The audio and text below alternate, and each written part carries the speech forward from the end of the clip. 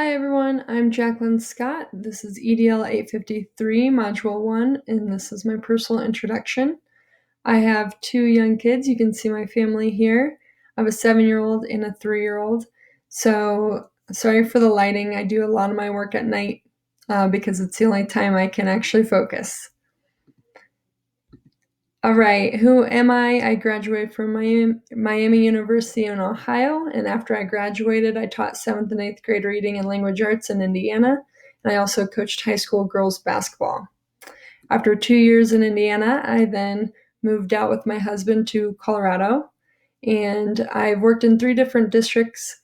The one I'm in now is St. Vrain Valley School District. It's the 6th biggest in Colorado, and I work at Trail Ridge Middle School. This will be my 4th year in August teaching there. I teach 6th grade language arts, and I just finished my 11th year of teaching overall and finished my 9 years of teaching in Colorado.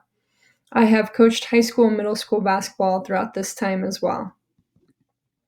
So Module 1 content questions, I will be addressing Component 3.1, understand and demonstrate the capacity to use data to evaluate, design, cultivate, and advocate for a supportive and inclusive school culture.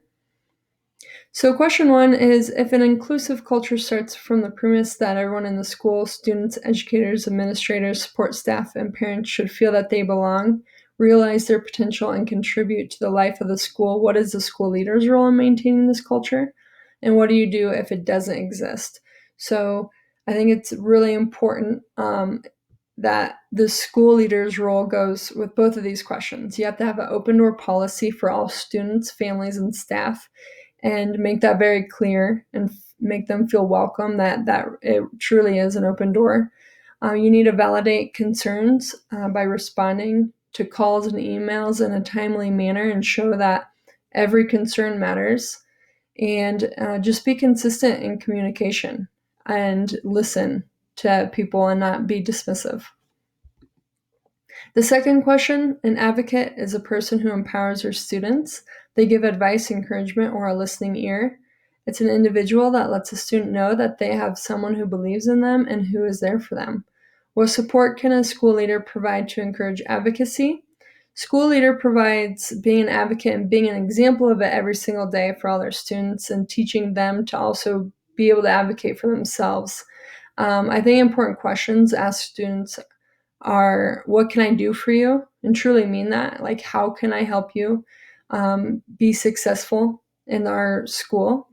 An example, my principal does this. He himself has study hall for 3 weeks before the end of each quarter.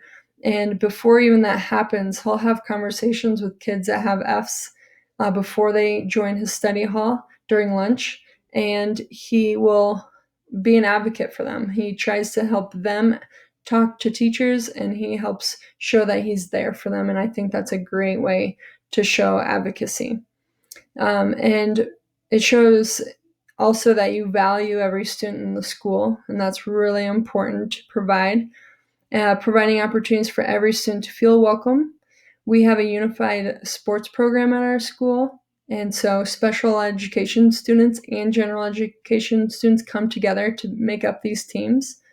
We have various clubs and extracurricular activities for students and staff, and it's not only for students, but it also helps the staff connect with students outside the classroom and show that they're passionate besides their subject matter. Question 3, what plans and strategies can be implemented to ensure that equitable treatment of students and our staff in an inclusive culture? So this would be having a respectful community approach. Students help each other and teachers are helping each other and they're collaborating. There's a partnership between the school and families in the community, and they're bringing the community into the school as well as bringing the school out into the community.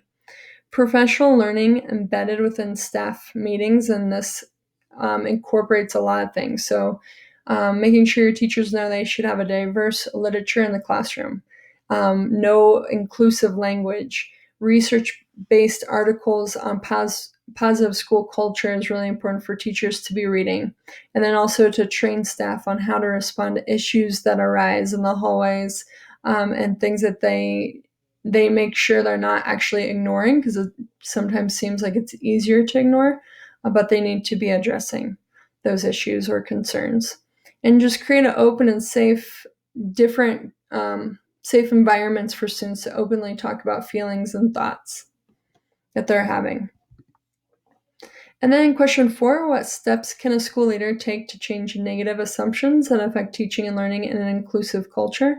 So to prevent these assumptions, there should be constant conversation, so there's not the assumptions.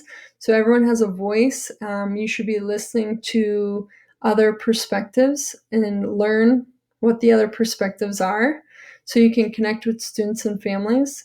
Maintain a positive thought process and truly believe in people having positive intent. And then everyone should be focusing on the overall goal. Every student can learn, and that to have high expectations for every single student in the school. Collaborate to seek solutions using culture to support achievement is also really important. Communication and collaboration, and it helps prevent those negative assumptions. Thank you for listening, and I hope you have a wonderful evening. Thank you.